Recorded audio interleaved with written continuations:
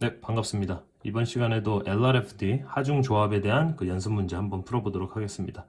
제가 이 문제는 이제 영상을 찍기 전에 한번 풀어봤는데 풀이법이 한 두세 가지 정도는 나올 수 있더라고요. 그래서 오늘은 조금 압축을 시켜서 그 세 가지 되는 그 응용 풀이법들에 대해서도 한번 이 영상에 다 담아보려고 생각 중에 있습니다.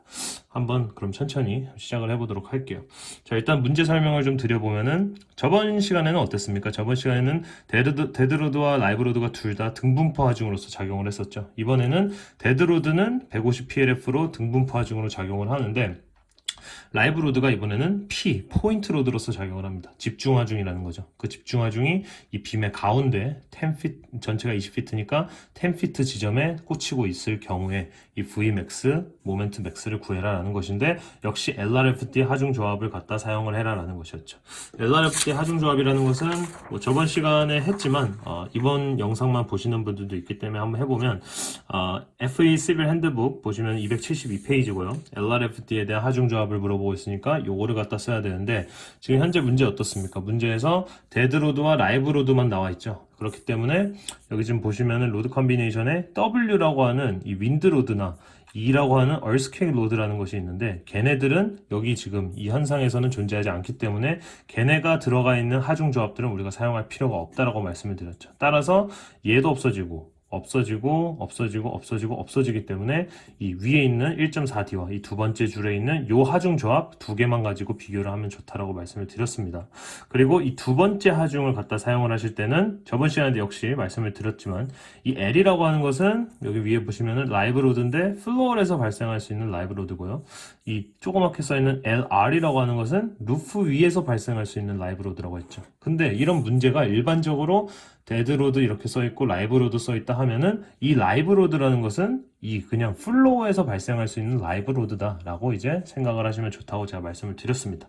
따라서 이 0.5 LR 혹은 S 혹은 R 요 값은 무시해도 된다라는 거죠. 따라서 1.4D와 1.2D 플러스 1.6L 이 두 가지 하중 조합만 갖다가 사용을 하고 비교를 해서 큰 애를 갖다가 뽑아서 이 shear max와 모멘트 max를 뽑아주시면은 이제 문제 풀이가 완벽하게 되겠죠.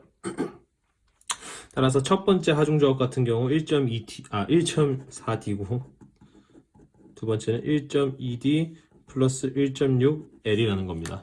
자, 제가 왜 처음에 1.2D를 썼냐면은 이거 갑자기 좀 딴 얘기인데 데드로드와 라이브로드가 나왔을 경우에 이 하중 조합을 이 두 가지만 사용하신다는 것은 방금 제가 말씀을 드려서 이제 아시겠지만 데드로드와 라이브로드가 나온다? 그럼 사실 1.4D라는 이 하중에 대해서는 체크해 주실 필요가 없습니다. 자, 이유는 뭐냐?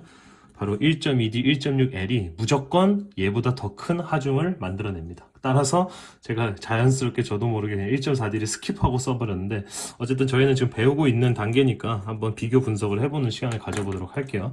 데드로드만 쓴다는 것은 라이브로드가 없다고 배제하는 거니까 1.4에 150 PLF를 사용한다는 거죠. 이번엔 제가 단위를 좀 써보겠습니다.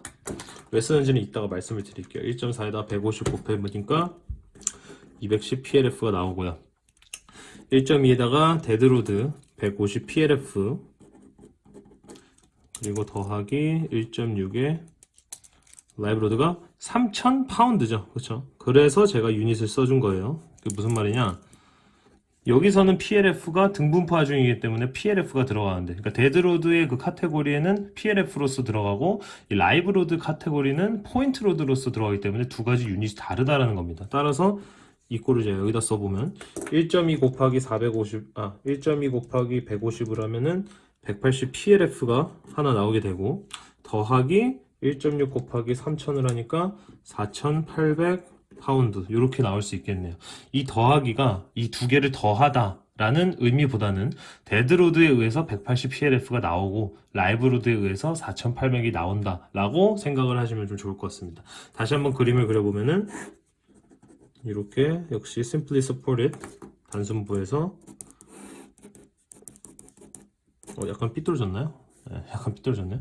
이렇게 했을 때 이 데드로드에 의해서 데드로드가 150이었는데 1.2라는 값이 곱해졌죠. 그것을 우리는 factored라고 합니다. 이 factored라는 것은 계수화되어 있는 하중을 갖다가 말하겠죠. 걔가 180 PLF, 바로 요 값이 여기 들어간다는 거죠.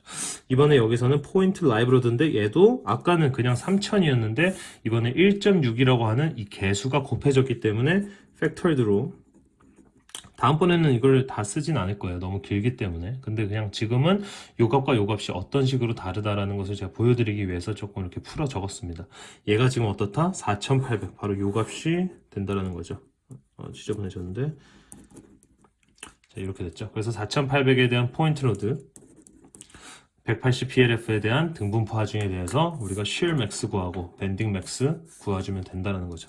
따라서 우리가 저번에 풀었던 첫 번째 방법으로 한번 접근을 해볼 거고, 그 다음에 제가 응용 풀이법에 대해서도 말씀을 드려볼 겁니다. SFD가 이렇게 있고 BMD가 있을 겁니다. 자, SFD를 구하기 위해서는 저희가 반력을 구할 필요가 있죠. 반력 구하는 법은 뭐 그렇게 중요한 문제가 아니니까 일단 제가 조금 약식으로 계산을 해보면 180 PLF라고 하는 등분포 하중이 20피트에 떨어지고 있으니까 180 곱하기 20을 하면 포인트 로드로 이 가운데 3600 파운드가 떨어지게 되겠죠. 그 3600과 4800이 더해지면은 전체적으로 8400이라는 하중이 가운데 떨어지고 있다는 거죠. 가운데 떨어진다는 것은 반반 나눠서 먹으니까, 나누기 2하니까 4200 파운드씩 여기 반력으로서 존재를 한다는 겁니다. 자, 그 다음에 SFD를 그릴 때 4200이라는 요 반력에 의해서 여기서 치고 올라가겠죠. 그 다음에 이 등분포 하중 데드로드에 의해서 쭉 감소하다가 이 가운데 포인트에 이 포인트 라이브 로드가 있었죠. 걔에 의해서 갑자기 수직 하락을 하게 될 것입니다. 그 다음에 다시 이 데드로드의 어떤 그 일정한 감소율을 가지고 쭉 내려가다가 마지막에 올라가는데 요 값이 만약 4200이 되겠죠. 여기 4200이라는 리액션 때문에 여기서 이만큼 수직 상승을 한 거고, 얘도 4200이라는 리액션 때문에 처음에 이만큼 수직 상승을 한 거죠. 내려가다가 떨어지고 내려가고 이렇게 되는 거죠. 얘가 플러스고 마이너스였습니다. 자, 그랬을 경우에 BMD는 어떻게 구한다? BMD는 여기가 지금 10핏이라 쓰고 20핏이 되겠죠. 그러니까 가운데 지점까지 플러스 구간, 그 이후부터는 마이너스 구간이 되겠죠.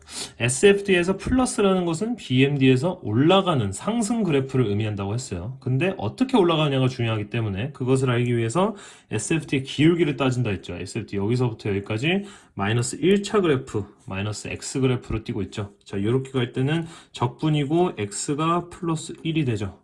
이렇게 좀 이상한가요? 차수가 하나 늘어나죠. 그렇기 때문에 얘가 여기서 가는 데는 마이너스 x 제곱의 형태를 가지고 상승하는 그런 그래프가 나타날 거니까 마이너스 x 제곱의 그런 어떤 모양은 이렇게 생긴 U자가 반대로 뒤집어 있는 상태였죠. 따라서 요 가운데 지점까지 상승하는 마이너스 x제곱의 꼴을 가지고 상승하는, 올라가는 그래프, 이렇게 발생할 수 있겠죠. 반대로 마이너스니까 이제 다시 내려오는 그래프가 나올 텐데, 얘도 여기서부터 여기까지 기울기가 마이너스 x니까 적분이 되면서 마이너스 x제곱의 꼴 역시 얘로 여기 들어갈 텐데, 이번엔 내려오는 그래프니까 이렇게 떨어지면 되겠죠. 그래서 여기가 0, 얘가 0, 바로 요 포인트가 모멘트 max가 되겠고요. 그렇죠?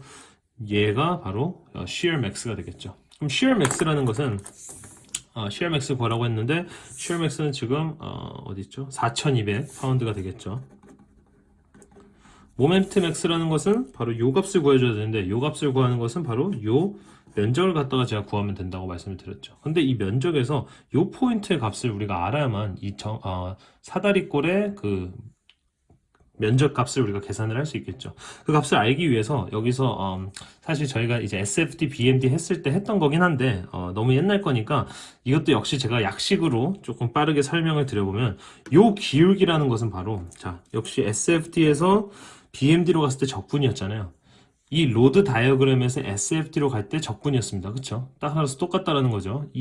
여기서 발생할 수 있는 이 일정한 이 하중에 대한 그 값이 적분이 됨으로써 SFD에서는 그래프로서 발생을 했던 거예요. 그쵸?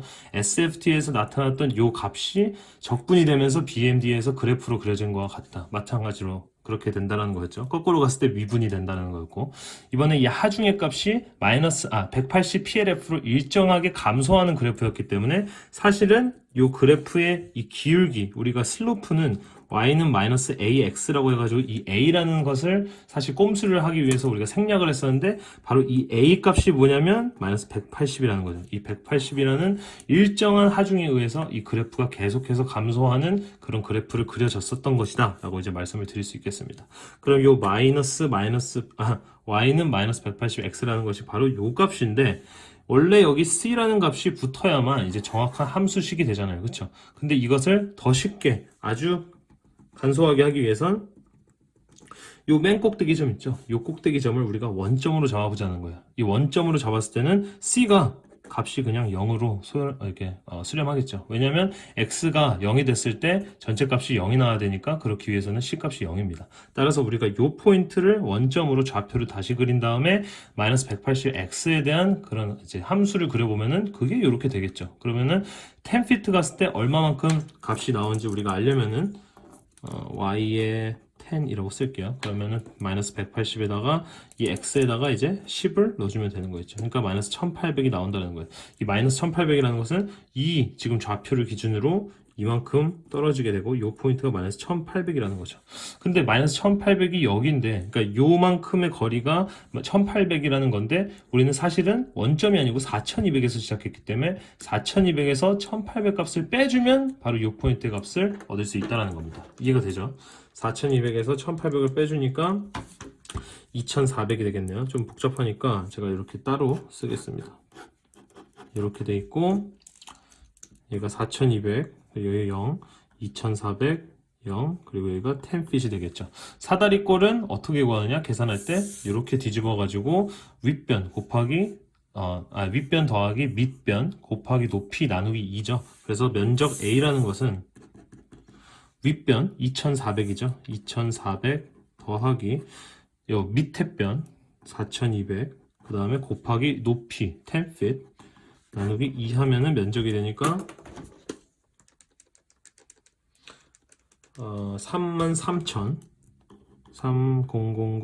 파운드 곱하기 foot 요 정도의 모멘트 맥시멈. 바로 이 면적이 요 모멘트 꼭지점에 있는 맥시멈 값을 의미하는 것이니까 요 구하기 위해서 우리가 2400을 구하려고 했던 거예요. 따라서 이 모멘트 맥스 값이 33,000 파운드 곱하기 foot 이렇게 나타날 수 있다는 겁니다. 이게 사실 첫 번째 방법이었고 이게 저희가 저번에 했던 방법인데 사실 풀이가 조금 길어질 것 같다라는 생각이 들어서 또 어떤 방법이 있을까라는 생각을 한번 해봤는데 이것은 이제 조금 더 응용화된 풀이고 응용화됐기 때문에 더 이제 약식 그런 계산 방법일 거라고 저는 생각이 됩니다. 자, 첫 번째로 이것도 역시 저번에 했던 건데 FE11 140페이지에 보시면은 이제 여러 어떤 simply supported 되어 있는 그런 빔의 하중이 뭐 이런 식으로 포인트 가운데 꽂아졌을 때 아니면 조금 이쪽에 쏠렸을 때 아니면 뭐 모멘트가 발생했을 때 뭐 이런 식으로 이제 하중에 어떤 경우의 수가 나와 있고 그럴 때 발생할 수 있는 뭐 이런 값들에 대해서 테이블로 만들어진 게 있어요. 다시 한번 140페이지에 있습니다. 그것을 갖다 봤을 경우에 우리는 지금 shear max라는 것은 아까도 아셨겠지만 사실 SFD를 그려서 찾기가 그렇게 어렵지 않습니다. 그렇죠? 다만 이 모멘트 맥스를 찾을 때 이러한 어떤 추가적인 계산을 하려다 보니까 조금 시간이 오래 걸렸던 거잖아요. 그렇기 때문에 우리가 SFD에 대해서는 별로 문제가 없는데 이 밴딩 모멘트 값을 빨리 찾고 싶다라고 했을 경우에는 이 표를 보면은 지금 이러한 상황에서는 맥시멈 모멘트가 어떻게 형성이 되어 있고 이러한 상황에서는 맥시멈 모멘트가 어떻게 생겼고 이런 것에 대해서 지금 나열을 해주고 있는 그런 표니까 이 표를 잘 참고할 수 있다면은 저 문제를 우리가 10초 안에 풀 수 있는 그런 새로운 방법을 우리가 사용을 해먹을 수 있다라는 겁니다.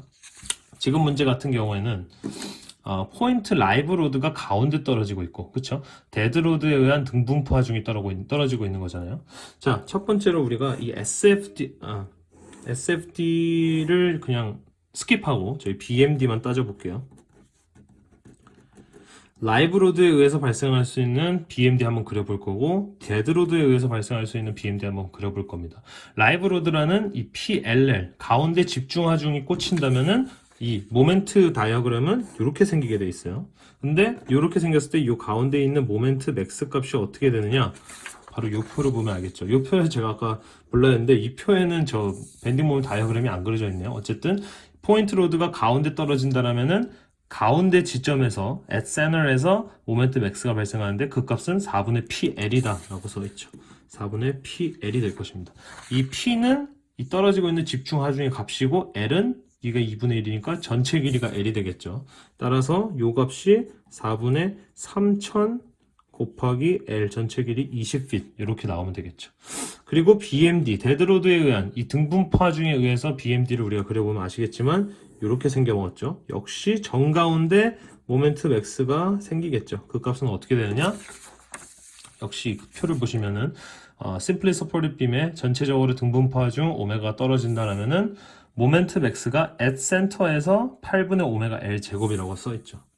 8분의 오메가 L 제곱이다. 이 L은 역시 전체 길이 L을 20피트를 의미하니까 8분의 150의 20피트의 제곱 이렇게 구할 수 있겠죠. 우리가 이 포인트 로드에 의해서 발생할 수 있는 BMD를 이미 알고 데드로드 등분파 하중에 의해서 발생할 수 있는 이 맥시멈 밴딩 모멘트 다이어그램을 이미 알고 있다면 이 두 가지 그 모멘트 값이 그 두 가지 그 맥스 모멘트 값이 한 지점에 똑같은 위치에서 발생한다는 사실을 우리가 알 수 있죠. 이 가운데 지점 10피트 위치에서 이 포인트에 의해서 발생할 수 있는 맥시멈 모멘트 여기서 발생하고 얘도 역시 여기서 발생하니까 이 두 가지 그 모멘트 값을 더해주면은 최종적으로 우리가 모멘트 맥시멈 값을 구할 수 있겠구나라고 접근을 하시는 게 더 빠를 수 있다라는 것입니다. 따라서 이것을 그냥 갖다 더해주면은 우리가 이 정답에 가까운 값을 구할 수 있는데 이렇게 하면 틀리죠. 왜냐? 우리는 LRFD를 사용해야 되기 때문에 LRFD라는 것은 이렇게 두 가지 하중 케이스들이 있죠. 자, 아까도 말씀드렸다시피 1.4D라는 값은 절대로 얘보다 클 수가 없습니다. 근데 뭐 지금 한번 비교 차원에서 한번 해보면은 자, 1.4DL이 있고 1.2DL 플러스 1.6LL이었죠.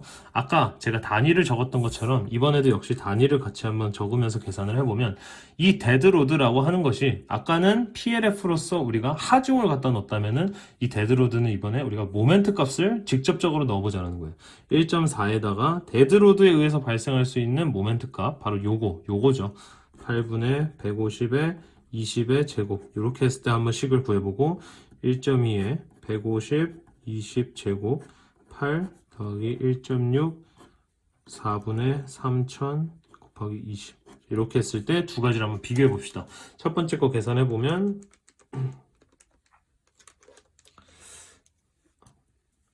빨간색으로 좀 쓸까요? 10500 파운드 곱하기 풋이 나오고요. 그 다음에 두 번째는 33,000 아까 우리가 했었죠. 33,000 파운드 곱하기 풋이 나옵니다. 따라서 얘가 얘보다 훨씬 크죠. 그러니까 얘는 없애도 된다. 다시 한번 말하면 데드로드와 라이브로드가 두 가지 하중만 존재한다라면은 1.4D 사실 할 필요 없다. 무조건 얘가 컨트롤을 하기 때문에 요 값만 갖다가 계산을 해주면 좋다라고 말씀을 드렸습니다. 따라서 만약에 우리가 이 사실을 우리가 이 두 가지 BMD에 대한 사실을 알았다라면은 이 문제는 사실 요 식 하나로 그냥 끝나는 아주 간단한 그런 문제가 될 수 있겠죠. 그러니까 뭐 이런 두 가지 풀이법 이렇게 풀어도 되고 이렇게 풀어도 되는데 뭐 자기 그냥 입맛에 맞게끔 문제를 푸시면 좋을 것 같습니다. 어쨌든 두 가지 풀이법에 대해서 저희는 다 공부를 해봤으니까 더 알맞은 방법에 대해서 한번 생각을 해보시고 공부를 하셨으면 좋겠습니다. 다음 시간에도 역시 요거와 비슷한 마지막으로 하나 제가 조금 어려울 수 있는 응용 문제를 하나 가져와 볼 건데 같이 풀어보면서 또 한번 이야기 나눠보면 좋겠습니다. 감사합니다.